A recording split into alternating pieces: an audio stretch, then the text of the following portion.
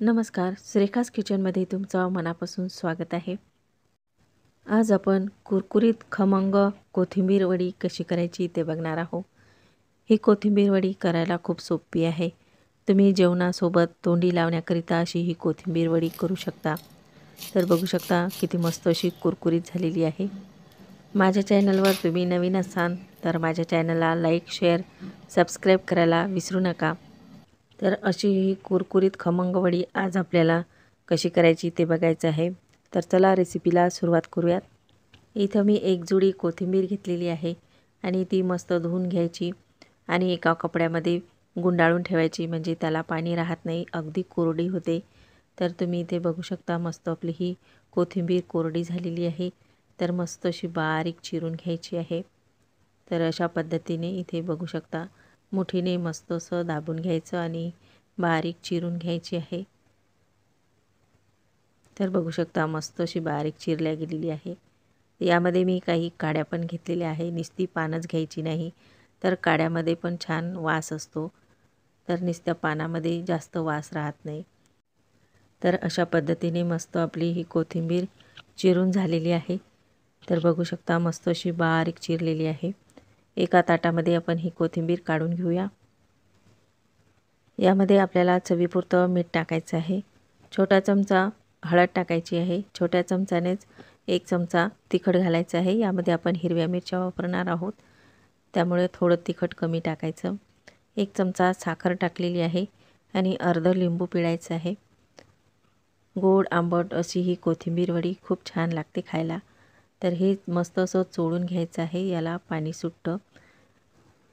इथं 4-5 हिरव्या मिरच्या, 1 चमचा जिरं, 1 ते 1.5 चमचा धने घेतले आहेत, 1 चमचा सोप घेतली आणि 7-8 लसूण पाकळ्या हे आपल्याला मिक्सरच्या भांड्यामध्ये टाकून बारीक करून घ्यायचं आहे। हे तयार केलेलं वाटण यामध्ये टाकून घ्यायचं। यामध्ये आपण 1 चमचा आधीच तिखट टाकलं होतं, तर मिरच्या थोड्या जपून टाकायच्या आहे।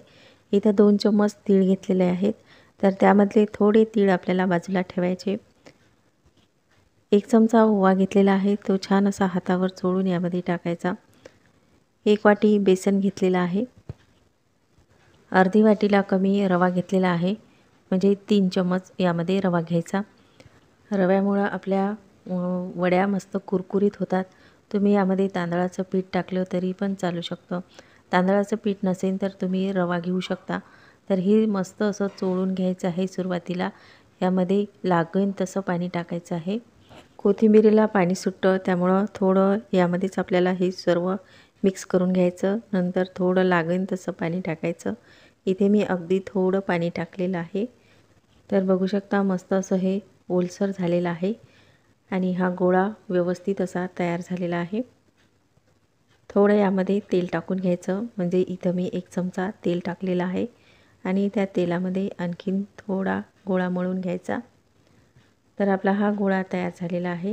तर मी ते मस्त असा हा गोळा गोल करून घेतलेला आहे आणि हा गोळा एका डब्यामध्ये टाकून घ्यायचा। तर इथं मी कुकरचा डबा घेतलेला आहे, तर त्याला तेल लावून घ्यायचं आणि नंतर यामध्ये हा गोळा ठेवायचा आहे आणि थोडा एकसारखा करून घ्यायचा। तर थोडं हे वाटीने दाबून घ्यायचं आहे, म्हणजे एकसारखं आपलं हे दाबल्या जातं आणि त्यावर थोडे तीळ टाकायचे आहे। वरून तीळ टाकले की हे दिसायला पण छान दिसतात। तर बघू शकता आणखी हे थोडं वाटीने दाबून घ्यायचं आहे आणि इथं मी कढईमध्ये पाणी ठेवलेलं आहे। तर 2 ग्लास पाणी ठेवायचं, त्यामध्ये रिंग ठेवली आणि रिंगवर आपल्याला हा डब्बा ठेवायचा आहे। 15 ते 20 मिनटं आपल्याला हे वाफून घ्यायचं आहे। तर बघू शकता आपले 15-20 मिनटं झालेली आहे आणि हे मस्त असं तयार झालेलं आहे।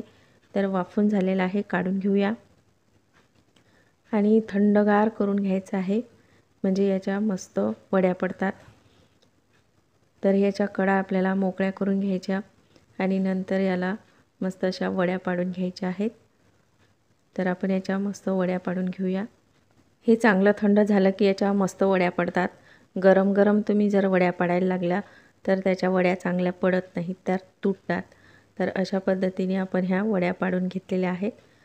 तर बघू शकता मस्त ह्या वड्या निघलेल्या आहेत आणि खाली चिटकल्या पण नाही आणि छान आपल्या वड्या ह्या तयार झालेल्या आहेत, तुम्ही बघू शकता।